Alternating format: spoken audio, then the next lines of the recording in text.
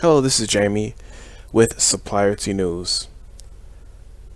Today is July 30th, 2021, and we will be discussing the small business news for the week. Today we're going to be talking about the infrastructure deal, as you can see on the screen, and how it's cleared some hurdles with the Senate, but there may be bigger issues at hand, as well as a report that the small businesses may have issues with rent, and then lastly, how PPP loans forgiveness is underway. As always, if you like the content that we provide, make sure you subscribe to the channel, leave a like, comment, and share with other people you think may be interested in this content. All right, let's go ahead and get started. As you can see here, the infrastructure deal that I've been discussing in the past couple of months, presented by the Biden administration, has recently cleared a really big hurdle with the Senate, where on a 66-28 vote, the majority of senators have passed kind of the broader authorization of the gigantic infrastructure deal. So as you can see, the $550 billion infrastructure agreement cleared another Senate hurdle, moving the sweeping package closer to becoming the first big bipartisan win under President Joe Biden. But it's far from done. The path is murky in the House, where some Democrats are rebelling. So this is really good, kind of as a overhaul, just simply because this is kind of, as you know, the first step. There was some back and forth in terms of what was going to happen with the infrastructure deal. As you can see, based off of the amount that was okayed currently, I mean, it's massively smaller than what was first presented, but it seems as if it's still getting some type of traction with that. The big piece here, let's see if I can find it real quick, with Nancy Pelosi. Speaker Nancy Pelosi has insisted that the House won't consider the bipartisan infrastructure deal until the Senate also passes the so-called budget reconciliation. So the $550 billion that you see here is kind of half of the infrastructure deal, right? So this is the infrastructure deal that they need the majority Senate support, but then for the kind of budget reconciliation, that's something that just Democrats can pass by themselves within the Senate. And what Speaker Pelosi is trying to do is trying to get both parts of the bill passed at the same time, so that way Democrats in the House can also pass it through, and then it can go up and be signed. Obviously, they want this to be larger than the $550 billion, but we'll see kind of how that goes. Based off of what I was seeing, it seems as if Chuck Schumer has made an agreement with the Republicans in the Senate to do something there and pass it a certain way.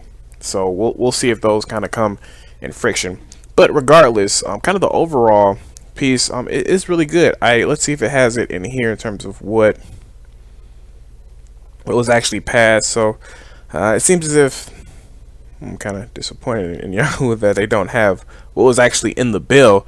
But basically, we're talking about this is the actual infrastructure bill itself. So like actually going and fixing things like the electrical grid and things of that nature. So this is the first part. The second piece of the infrastructure bill did have some other pieces that were kind of infrastructure, but not really, such as like childcare, paid leave, housing, things like that, climate. So that's kind of the second half that we'll see if the Democrats can pass. But this is actually the infrastructure bill that has to do with the actual infrastructure. So this is good that's moving forward. As I've said in the past, job creator. A lot of small businesses can see opportunity here, so it's good that this first part is being started. Now we're going to have this conversation. They're trying to pass before the August recess, so they have a couple of weeks to do this. So let's see how this happens. But again, good first step. Let's see how it goes. Next up, 35% of small businesses could not pay rent in July. So as you can see, in a nationwide poll by Alignable of almost 6,000 small business owners, 35% of respondents said they could not pay rent for July on time. So they also break this down by different types of businesses. So like minority-owned businesses, over 50%, which is just terrible. 37% of women-owned businesses, 23% of veteran-owned businesses, and then 33% of non-minority. So the bulk of these 35%, as you can see, are women-owned and then minority-owned, which is not good. Typically, it's also not unusual, unfortunately, when we see this. So it's unfortunate that kind of this is what's happening here, but I wanted to show this because this also coincides with the SBA revamping PPP forgiveness and bid to end historic programs. So a lot of basically what this means is that they're trying to change or convert these loans into grants. So for those who are unfamiliar with the difference between loans and grants, loans you have to pay back to the government, grants you do not have to pay back. So basically what they're doing is they're opening up a website where people can come and say that, as long as you meet certain requirements, one of which is like if your revenue dropped below 20%, you can potentially have this loan forgiven. Nearly 7 million of these loans have not been forgiven.